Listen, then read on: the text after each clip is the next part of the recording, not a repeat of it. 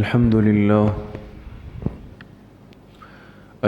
لله نحمده ونستعينه ونستغفره ونؤمن به ونتوكل عليه ونعوذ بالله من شرور أنفسنا ومن سيئات أعمالنا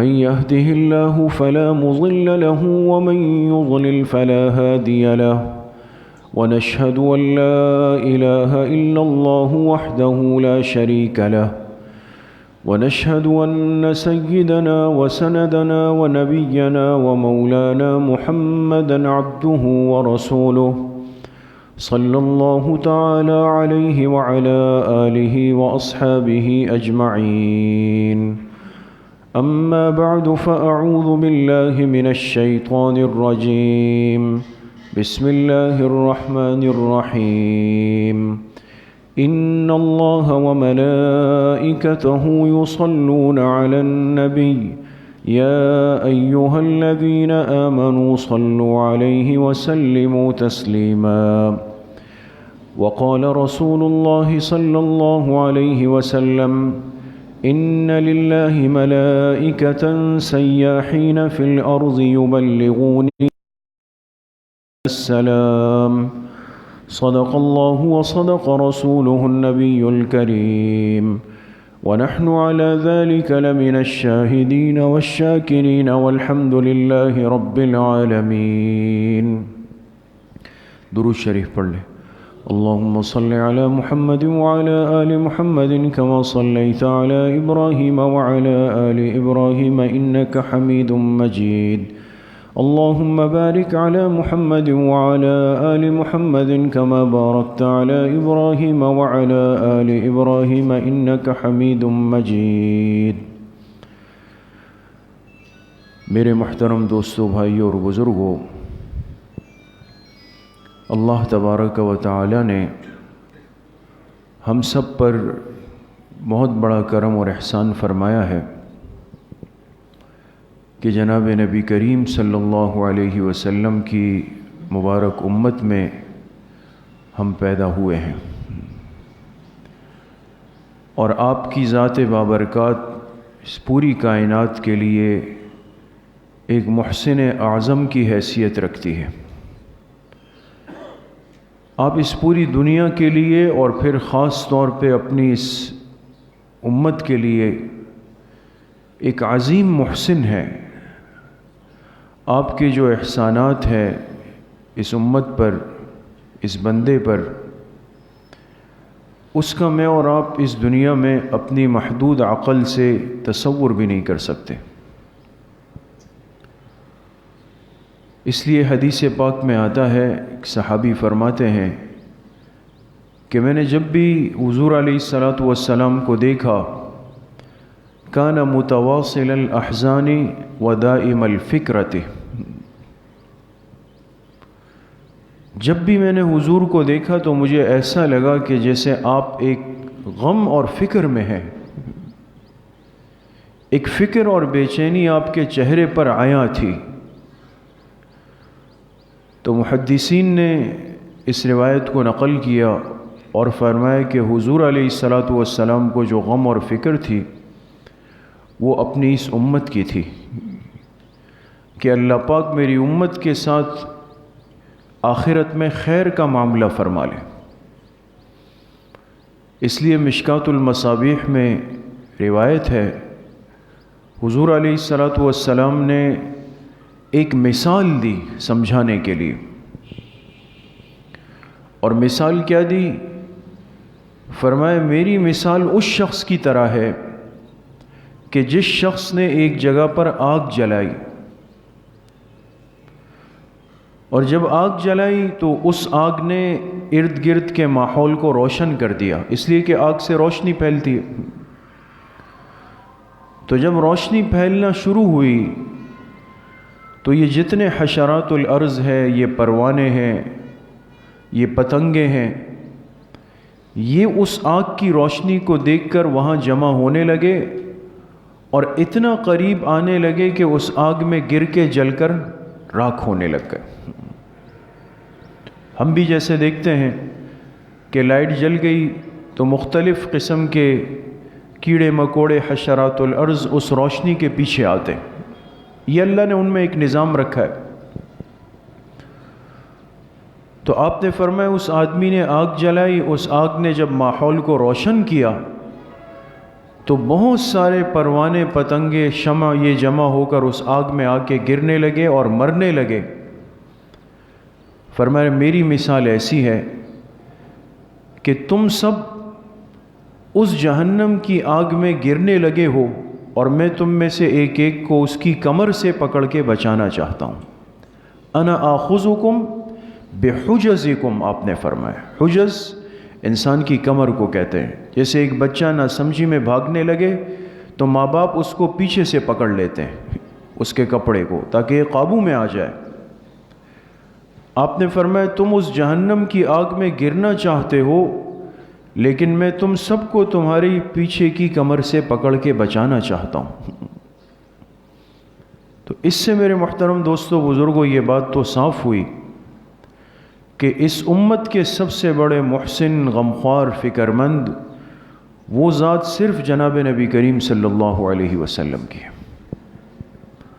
اب انسان جس کے احسانات کے نیچے دبا ہوا ہو، ہمیشہ جس کے انعام و احسان سے فائدہ اٹھاتا ہو، اور اس سے کسی دن کہا جائے کہ جی آپ کے جو محسن ہیں جن کے آپ پر اتنے احسانات ہیں تو آپ ان کو آج ان کو ضرورت ہے، آج آپ ان کو یہ ہدیہ دے دیں، یہ خدمت کر لیں، تو یہ آدمی اپنے آپ کو کس انداز میں پیش کرے گا؟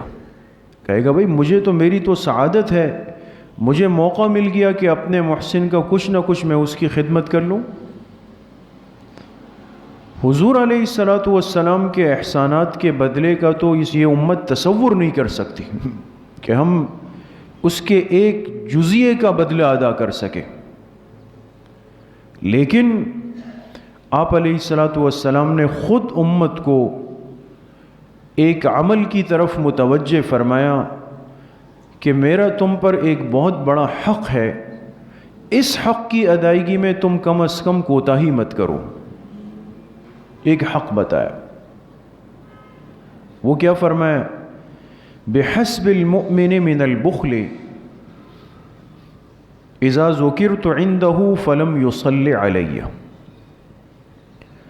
فرمایا ایک مومن مسلمان کے بخیل اور کنجوس ہونے کے لیے اتنی بات کافی ہے کہ اس کے سامنے میرا ذکر آئے اور وہ پھر مجھ پہ درود شریف نہ پڑھے صلی اللہ علیہ وسلم۔ کیا مطلب ہوا؟ یعنی آپ نے اپنا یہ حق امت کو واضح کیا کہ تم اور کچھ نہیں کر سکتے ہو، کم از کم اتنا کر لو، اللہ نے تمہیں زبان کی، گویائی کی، بولنے کی نعمت اور سعادت دی ہے کہ یہ درود شریف یہ ایک تمہاری طرف سے ایک ہدیہ ہوگا، ایک تحفہ ہوگا، ایک عمل ہوگا۔ تم اپنی زندگی میں کم از کم اتنا کر لو کہ زبان کے بولنے کی نعمت کو درود شریف کے اندر استعمال کر لو۔ اس لیے میرے عزیزو دوستو بزرگوں، درود شریف صرف ایک وظیفہ اور تسبیح نہیں، یہ بہت بڑی عبادت ہے، یہ بہت بڑا عمل ہے جس کو آج تک ہم نے صرف اپنا ایک وظیفہ اور تسبیح سمجھا ہوا ہے۔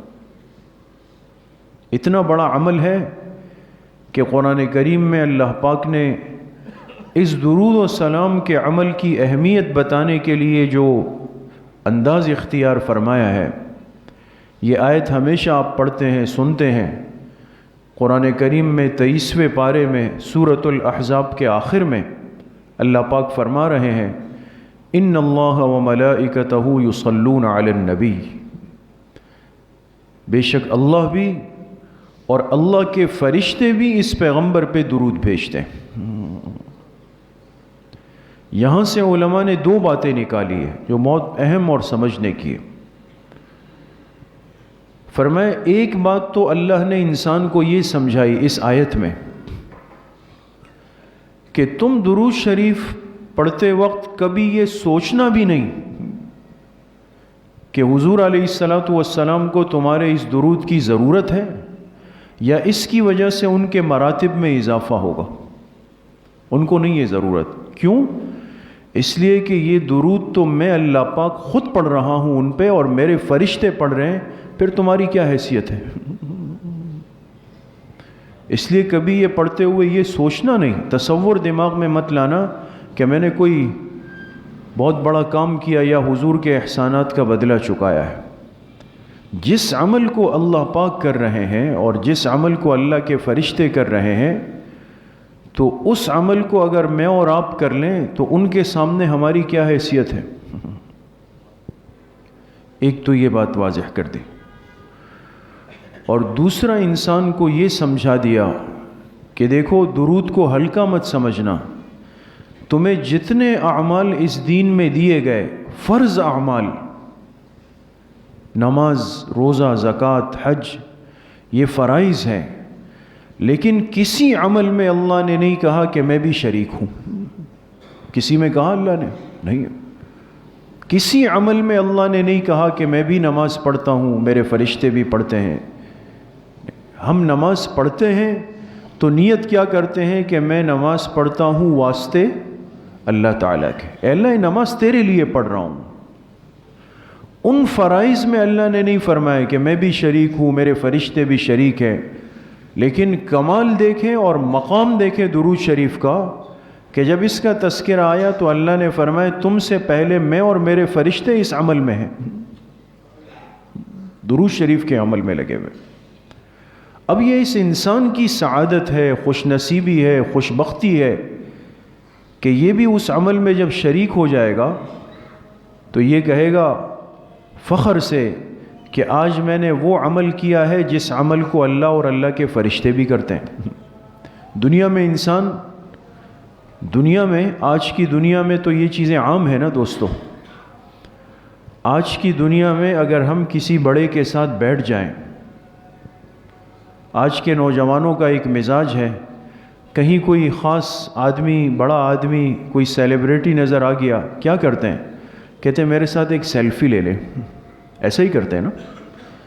یہ سیلفیاں ہم کیوں لیتے ہیں؟ یہ تصویریں کیوں لیتے ہیں؟ دوسرے کو دکھا سکیں گے کہ بھئی آج دیکھو، آج تو فلاں صاحب کے ساتھ، پرائم منسٹر کے ساتھ، گورنر کے ساتھ، فلاں کے ساتھ دیکھیں میری تصویر آئی ہے. تو اس بڑے آدمی کے ساتھ میری تصویر آ گئی تو میری تعریف بڑھ گئی. میں تو بڑا نہیں تھا، لیکن بڑے کے ساتھ کچھ دیر کے لیے کھڑا ہو گیا تو دل میں کیا سمجھنے لگا کہ دیکھو میری بھی حیثیت ہے. یا کسی تقریب میں شریک ہوا، پتہ چلا جی اس تقریب میں تو فلاں صاحب بھی آئے ہوئے ہیں، تو اگلے دن آ کے سب کو خوشی سے بتاؤں گا کہ رات جو فلاں جگہ تقریب تھی اور آج اخبارات میں تصویریں ہیں، میں بھی اس میں تھا. پتہ چلا کہ اگر انسان خود حیثیت نہیں رکھتا لیکن حیثیت والوں کے ساتھ کچھ دیر آ جائے، بیٹھ جائے، نظر آ جائے تو اپنی حیثیت کو بڑا سمجھنے لگتا ہے. یہاں انسان کی حیثیت کو اللہ نے اتنا بڑھایا کہ یہ اگر درود شریف پڑھ لے گا تو اللہ نے فرمایا کہ اپنی حیثیت کو یہ سمجھ لو کہ تم اس عمل میں اکیلے نہیں تھے، اللہ اور اللہ کے فرشتوں کے ساتھ شریک تھے. اس پہ فخر کر لو. جس دن ہم کثرت سے درود شریف پڑھ لیں تو ہمارے دل میں شکر کے جذبات زیادہ ہوں، ہم دوسروں کے لیے قابل رشک بن جائیں. بھئی آج تو اللہ نے بڑا فضل کیا، میں نے 1000 دفعہ درود شریف پڑھ لیا. یہ معمولی عمل نہیں. ایسے ایسے بندے گزرے ہیں. ہم نے پڑھا اپنے اکابر کے حالات میں، ہندوستان میں ایک بہت بڑے بزرگ گزرے، ان کا نام تھا میاں جی نور محمد صاحب جھنجھانوی رحمۃ اللہ علیہ. تھے بہت بڑے اللہ والے، لیکن ایک سادہ بالکل درویش منش آدمی. اتنے بڑے انسان تھے کہ ان سے فیض حاصل کیا حضرت حاجی امداد اللہ صاحب مہاجر مکی نے رحمۃ اللہ علیہ نے. اور حاجی امداد اللہ صاحب مہاجر مکی رحمۃ اللہ علیہ کا فیض آیا حضرت مولانا قاسم نانوتوی اور حضرت مولانا رشید احمد گنگوہی رحمۃ اللہ علیہ کے پاس. اتنے بڑے بڑے لوگ ان سے فیض حاصل کرنے والے تھے. میاں جی نور محمد صاحب جھنجھانوی اور کیا کرتے تھے، مکتب میں بیٹھ کر بچوں کو قاعدہ پڑھاتے تھے۔ ہندوستان کی زبان میں جو بچوں کو قاعدہ پڑھائے اس کو میاں جی کہتے تھے، جیسے ہمارے ہاں قاری صاحب کہتے ہیں، لیکن قاری صاحب تو وہ ہے جن سے قاعدہ بھی پڑھ رہا ہے، ناظرہ بھی پڑھ رہا ہے، حفظ بھی پڑھ رہا ہے، وہ سب کے قاری صاحب ایک ہیں۔ ہندوستان میں یہ فرق تھا کہ جو صرف قاعدہ پڑھائے بچوں کو وہ میاں جی ہے۔ تو چھوٹے بچوں کو، معصوم بچوں کو مکتب میں بیٹھ کر قاعدہ پڑھاتے تھے میاں جی نور محمد صاحب جنجانوی رحمۃ اللہ علیہ۔ ان کے حالات میں لکھا ہے کہ ان کے روز مرہ کے معمولات میں شامل تھا کہ یہ روزانہ 20,000 مرتبہ درود شریف پڑھتے تھے، 20,000 مرتبہ درود شریف، اور 50,000 مرتبہ کلمہ طیبہ لا الہ الا اللہ کا ورد کرتے تھے۔ ہم تو اگر 200 مرتبہ درود شریف پڑھ لیں تو پھر ہم سمجھیں گے کہ آج کچھ کر کے جا رہا ہوں۔ یہ خوش نصیب اور سعادت والے لوگ ہوتے ہیں جن کو اللہ پاک یہ موقع اور یہ خوش نصیبی دے دیں۔ اس لیے اپنی زبان کی نعمت کو آج درود شریف کے ساتھ مشغول رکھنا، یہ ہمارے لیے اس دنیا کی بڑی سے بڑی سعادت سے کم نہیں ہے دوستو۔ تو کتنا افسوس ہے کہ جسے حضور نے فرمایا یہ بخیل ہے۔ انسان کسی کو کہے بھائی فلاں بڑا کنجوس آدمی ہے، بھائی کیوں کنجوس ہے؟ کہا سارا دن جیب پہ ہاتھ رکھ کے گھوم رہا ہے، کسی کو چائے نہیں پلا رہا۔ ہمارا تو کنجوس یہی ہے نا، لیکن یہ تو ہمارے ایک کنجوس ہے بولا ہوا۔ لیکن اللہ حفاظت فرمائے، جسے اللہ کے پیغمبر نے بخیل کہا، کنجوس کہا، وہ کتنا محروم ہوگا اور کتنا بدنصیب ہوگا کہ فرمائے بحسب المؤمن من البخل اذا ذکرت عنده فلم يصلی علیہ۔ ایک مومن کے بخیل ہونے کے لیے یہ بات کافی ہے، اس کے سامنے میرا ذکر آئے پھر بھی وہ درود شریف نہ پڑھے۔ آج کتنے موقع ہوتے ہیں، ہم بیانات سنتے ہیں، مجلسوں میں بیٹھتے ہیں، گزر رہے ہوتے ہیں، کہیں حضور کا نام مبارک آتا ہے، سنتے ہیں، سب کچھ ہوتا ہے، لیکن ہمیں احساس تک نہیں ہوتا کہ درود شریف کا عمل وہ اس وقت میری طرف متوجہ ہو چکا ہے، اور میں یہ عمل کر کے اللہ کی نظروں میں کیا مقام حاصل کروں گا۔ میں آپ سے عرض کروں، علماء نے یہاں تک لکھا ہے، علماء نے یہاں تک لکھا ہے کہ اگر ایک آدمی پر دنیا میں کوئی غم، آزمائش، تکلیف، بیماری، بہت بڑی مصیبت آ جائے، بہت بڑی مصیبت آ جائے، اور یہ چاہتا ہو کہ اللہ پاک میری اس آزمائش کو فوری ختم کرے، اس کا ازالہ ہو، میں اس غم تکلیف سے نکل آؤں۔ انسان کتنا بھاگتا ہے، دوڑتا ہے، ایک ایک دروازے کو بجاتا ہے، لیکن یہ عمل بتایا علماء نے۔ اور کیا فرمایا؟ فرمایا دیکھیں، احادیث میں آتا ہے کہ جب حضور علیہ السلام کی خدمت اقدس میں کوئی شخص باہر سے حاضر ہوتا تو وہ کوئی نہ کوئی ہدیہ، تحفہ لے کے آتا تھا، کوئی ہدیہ پیش کرتا، اور آپ علیہ السلام کی عادت مبارکہ یہ تھی کہ جس نے آپ کو کوئی چیز ادنا سے ادنا، معمولی چیز بھی تحفے میں آپ کو پیش کی، جب وہ شخص واپس جانے لگتا تو آپ اس کو بہت نواز کے واپس بھیجتے تھے، جتنا ہوتا آپ اس کو بھر بھر کے دے دیتے، اور وہ جانے والا حیران ہوتا کہ میں ایک معمولی چیز لایا اور مجھے اتنی چیزیں مل رہی ہیں۔ لیکن آپ نے اپنے عمل سے امت کو سمجھایا کہ ایک تو آپس میں ہدیے کی عادت ڈالو، حدیث پاک ہے تحادو تحابو، ایک دوسرے کو ہدیہ دیا کرو، اس سے آپس میں محبتیں پیدا ہوتی ہیں۔ لیکن ہدیہ اس کو کہتے ہیں جس کو دیتے وقت انسان کے دل میں کوئی غرض نہ ہو۔ آج کل تو ہمارا دینا غرض سے، تو جب انسان ہدیہ دیتا آپ علیہ السلام اس سے کئی گنا زیادہ دے کر واپس بھیجتے، اس کو بھی کچھ نہ کچھ مل جائے۔ اب علماء فرماتے ہیں کہ حضور علیہ السلام دنیا سے تشریف لے گئے، اپنی قبر اطہر میں مدینہ طیبہ میں آرام فرما ہے۔ اب میں اور آپ حضور علیہ السلام سے 1400 سال کے فاصلے پر ہے، ہمیں حضور کا زمانہ نہیں ملا، زیارت نہیں ہوئی، لیکن آج بھی ایک مسلمان کو اگر کہا جائے کہ بھئی ہدیہ دینا ہے حضور کی خدمت میں، دو گے؟ تو انسان تو خوشی سے پاگل ہو جائے۔ اس امت کے پاس اللہ نے اختیار دیا، یہ حضور کی خدمت میں ہدیہ بھیج سکتی ہے، اور وہ ہدیہ کس شکل میں ہے؟ درود شریف کی شکل میں۔ اب ہم جو ہدیہ دیں گے وہ ہے درود شریف کا، اور یہ ہدیہ حضور کی خدمت میں کیسے جائے گا؟ کنز العمال کی روایت ہے، حضور علیہ الصلاۃ والسلام نے فرمایا کہ اگر میرے دنیا سے جانے کے بعد میرا کوئی امتی کہیں سے بیٹھ کر مجھ پر درود شریف کا ہدیہ بھیجے گا تو اللہ کے فرشتے مقرر ہیں جو پوری زمین کا چکر لگا رہے ہوتے ہیں، اور وہ اس ہدیہ درود کو لے کر کے یبلغونی من امتی السلام، درود و سلام کا یہ ہدیہ لے کر یہ لوگ مدینہ طیبہ میری قبر پہ حاضر ہوں گے۔ اور صرف آئیں گے نہیں، کنز العمال حدیث کی بہت بڑی کتاب ہے، علماء سے پوچھیں، معتبر مجموعہ ہے حدیث کا۔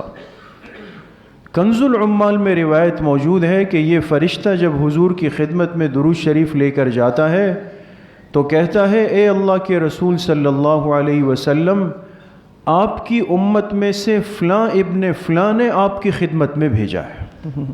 اللہ اکبر، ذکر میرا مجھ سے بہتر تھا جو اس مجلس میں تھا۔ اگر انسان کو پتہ چل جائے کہ میرا نام حضور کے سامنے آیا ہے، حضور کی مجلس میں مجھ جیسے سیاہ کار کا نام آیا ہے، پیش ہوا ہے، کیا خوش بختی ہے، کیا سعادت ہے۔ تو انسان کا نام اس کی ولدیت کے ساتھ پیش ہوتا ہے، پھر حضور علیہ الصلوۃ والسلام اس کے سلام کا جواب ارشاد فرماتے ہیں۔ تو اب جب درود کا ہدیہ پہنچتا ہے تو علماء لکھتے ہیں کہ اب حضور کی عادت مبارکہ تھی کہ آپ اپنا ہدیہ دینے والے کو لازماً اس کا کچھ نہ کچھ بدلہ دے کے واپس کرتے تھے۔ تو اب کیا ہوگا؟ اب تو آپ عالم برزخ میں ہیں، اپنی قبر اطہر میں ہیں، اللہ نے آپ کو قبر اطہر میں حیات دی ہوئی ہے، وہ قبر کی حیات ہے۔ ہر مسلمان مدینہ طیبہ کی چاہت اور تڑپ اسی لیے رکھتا ہے کہ ہمارا عقیدہ اور ایمان یہ ہے کہ آپ علیہ الصلاۃ والسلام حیات ہیں، کہاں پر؟ اپنی قبر اطہر کے اندر، وہاں پر حیات ہے۔ اس لیے دور سے درود شریف پڑھیں گے تو درود ابراہیمی سکھائی آپ نے صحابہ کو۔ روایت بخاری شریف کی روایت موجود ہے، صحابی آئے آپ علیہ السلام کی خدمت میں اور فرمایا قرآن کی آیت اتری ہے کہ اے ایمان والو میرے پیغمبر پہ درود پڑھو، سلام پڑھو۔ سلام کا طریقہ تو ہمیں آتا ہے، جب ہم آپ کی خدمت میں آتے ہیں تو سلام کس طرح کرتے ہیں؟ السلام علیکہ ایھا النبی۔ لیکن درود کا طریقہ کیا ہے؟ آپ سے پوچھا ہے صحابی نے، آپ نے اس کے جواب میں جو درود شریف ارشاد فرمایا وہ درود ابراہیمی ہے جو ہم نماز میں پڑھتے ہیں۔ اس لیے علماء نے اتفاق کیا اس پر کہ درود شریف کا سب سے افضل طریقہ وہی درود شریف ہے جو نماز میں پڑھا جاتا ہے، اس لیے کہ قولی روایت سے ثابت ہے، اور محدثین کے ہاں وہ حدیث جس میں حضور علیہ الصلاۃ والسلام کسی بات کا ارشاد زبان مبارک سے فرما دیں کہ تم اس عمل کو اس طرح کر لو، یہ سب سے زیادہ راجح اور افضل طریقہ ہوتا ہے۔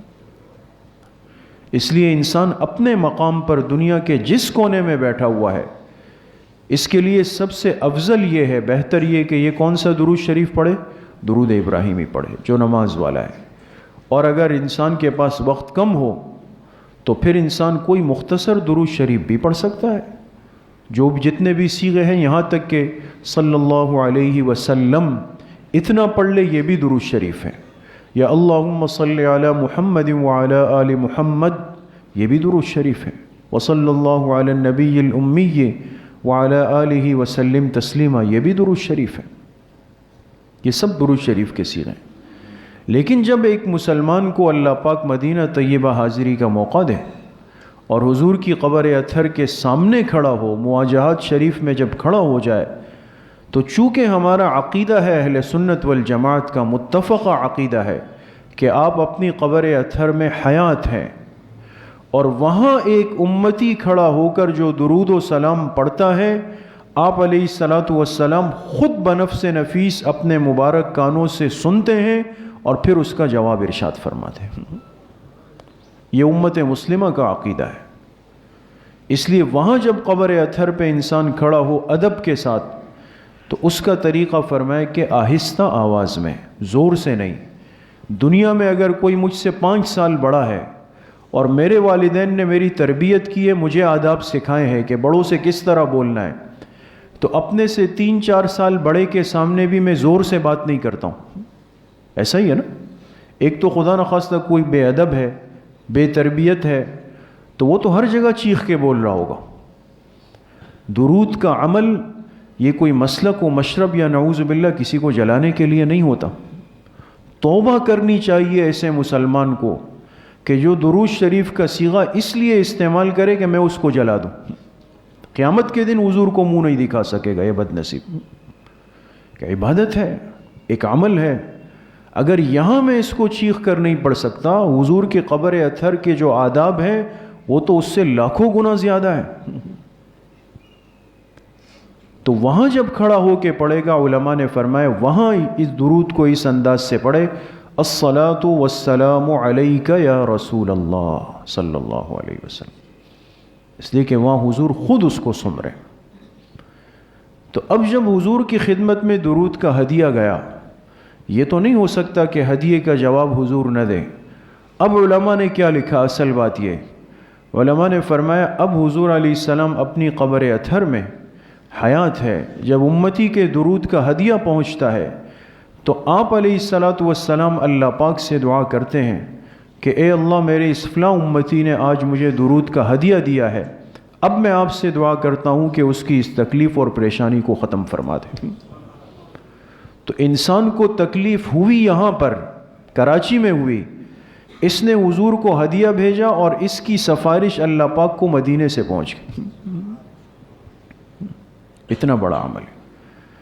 تو اللہ نے اس میں بہت بڑی برکت رکھی ہے۔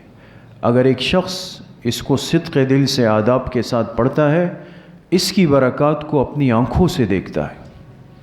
اس لیے ایک روایت کے اندر آتا ہے، عبداللہ ابن عمر رضی اللہ عنہما بڑے جلیل القدر صحابی ہیں، بیٹھے ہوئے تھے اور یہ بیٹھے بیٹھے ایک پیر سن ہو گیا۔ ہوتا ہے نا کبھی، ایک پیر سن ہو گیا، اور آج کل یہ بیماری کتنی عام ہے، خاص طور پہ بڑے بزرگوں کو ہاتھ پیر سن ہو جاتے ہیں۔ حدیث میں اس کا وظیفہ آیا۔ اب عبداللہ ابن عمر کا پیر سن ہو گیا، ان سے بڑے صحابی بیٹھے ہوئے مجلس میں، کہا کیا ہوا؟ کہا بیٹھے بیٹھے پیر سن ہو گیا ہے۔ تو کہا فوراً اس ہستی کا نام لے لو جو تمہیں سب سے زیادہ محبوب ہے۔ انہوں نے فرمایا محمد صلی اللہ علیہ وسلم۔ یہ پڑھا اور پیر کی تکلیف ختم ہو گئی۔ علماء نے لکھا کہ یہ وظیفہ ہے کہ جس آدمی کے جسم کا جو حصہ سن ہو جائے، سو جائے، تکلیف میں ہو، یہ آدمی صدق دل سے درود شریف کا اہتمام کر لے تو اللہ پاک اس حصے کے سن پن کی تکلیف کو ختم فرما دیتے ہیں۔ یہ تو ایک چھوٹا سا اس کی برکت کا وہ ہے۔ باقی جو اللہ پاک نے اس میں جو برکات رکھی ہے، جو فضائل رکھے ہیں، اور اس کے نتیجے میں انسان پر اللہ پاک کی طرف سے جو انعامات و احسانات کی بارش ہوتی ہے، وہ تو اسی شخص کو سمجھ میں آ سکتی ہے جو اس عمل کو آداب اور محبت سے کرتا ہے۔ اس لیے میرے محترم دوستو، بھائیو اور بزرگوں، حدیث پاک میں آتا ہے، آپ علیہ الصلاۃ والسلام نے فرمایا قیامت کے دن سب سے زیادہ میرا وہ امتی مجھ سے قریب ہوگا جو مجھ پہ کثرت سے دنیا میں درود شریف پڑھتا ہوگا، کثرت سے۔ اب کثرت کی حد کیا ہے؟ انسان کہاں تک پڑھے، کتنی مرتبہ پڑھے؟ علماء نے اس مسئلے کو بھی حل فرمایا اور بہت آسان ہے۔ کیا فرمایا؟ قطب الاقطاب حضرت مولانا رشید احمد گنگوہی رحمۃ اللہ علیہ نے لکھا کہ جو مسلمان روزانہ 300 مرتبہ درود شریف پڑھے گا، کتنی مرتبہ؟ 300 مرتبہ درود شریف پڑھے گا، یہ اللہ پاک کے ہاں کثرت سے درود شریف پڑھنے والوں میں شمار کیا جائے گا۔ 300 مشکل ہے؟ کوئی مشکل نہیں۔ اور تقریباً اللہ کا فضل ہے کہ ہر مسلمان وہ 100 مرتبہ کا تو اہتمام کرتا ہے۔ 2 تسبیحات تو عام طور پہ ہم پڑھتے ہیں، ایک صبح ایک شام، بس یہ اہتمام ہو جائے کہ اس کے ساتھ 100 کا عدد اور شامل کر دیں، اور کوئی مشکل نہیں۔ انسان جب اس کی عادت ڈال لیتا ہے تو بس پھر انسان 10 منٹ میں 300 مرتبہ درود شریف بآسانی پڑھ لیتا ہے، اور ہمارے پاس گھنٹوں کے گھنٹے فارغ ہوتے ہیں، جسے ہم یہ بڑے بڑے موبائلوں میں گزار رہے ہوتے ہیں، ادھر ادھر کے کاموں میں گزار رہے ہوتے ہیں۔ اس لیے ہر ساتھی اہتمام کرے، 100 دانوں کی تسبیح لے، اپنے پاس رکھے، اپنے ہاتھ میں پکڑے، اور چلتے پھرتے اٹھتے بیٹھتے دکان میں بازار میں جہاں بیٹھا ہو انسان درود شریف کثرت سے پڑھتا رہے۔ ساتھی اہتمام کریں گے انشاءاللہ۔ اللہ پاک مجھے بھی آپ سب کو صحیح عمل کی توفیق نصیب فرمائے۔ الحمدللہ رب العالمین، والصلاة والسلام على سید الانبیاء والمرسلین سیدنا و مولانا محمد وآلہ واصحابہ اجمعین۔ یا اللہ یا ارحم الراحمین، ہمارے صغیرہ کبیرہ ظاہراً باطناً ہر طرح کے گناہوں کو معاف فرما دے۔ یا اللہ پوری امت کے گناہوں کو معاف فرما دے، اپنی رضا والی زندگی نصیب فرما دے، نفس اور شیطان کے وساوس سے ہماری حفاظت فرما دے۔ یا اللہ اپنی معصیت سے، اپنی نافرمانی سے، اپنی ناراضگی سے ہماری حفاظت فرما دے۔ حضور علیہ الصلوۃ والسلام کی صحیح اور سچی محبت نصیب فرما دے، پوری زندگی اتباع سنت میں گزارنے کی توفیق نصیب فرما دے۔ زبان کی گویائی کی نعمت کو یا اللہ ہر لمحہ درود شریف سے آباد رکھنے کی توفیق نصیب فرما دے۔ جتنے بیمار گھروں میں ہے، اسپتالوں میں ہے، سب کو شفائے کامل عاجل نصیب فرما دے۔ جتنے پریشان حال ہے، جس قسم کی پریشانیاں ہے یا اللہ سب کی پریشانیوں کو ختم فرما دے۔ جتنے مرحومین مرحومات دنیا سے جا چکے ہیں سب کی مغفرت فرما دے۔ ہم سب کا خاتمہ بالایمان و بالخیر نصیب فرما دے۔ ہماری دعاؤں کو اپنے فضل و کرم سے، فضل و رحمت سے اپنی بارگاہ میں قبول اور منظور فرما دے۔ وصلی اللہ وسلم علی نبینا محمد وآلہ وصحبہ اجمعین برحمتک۔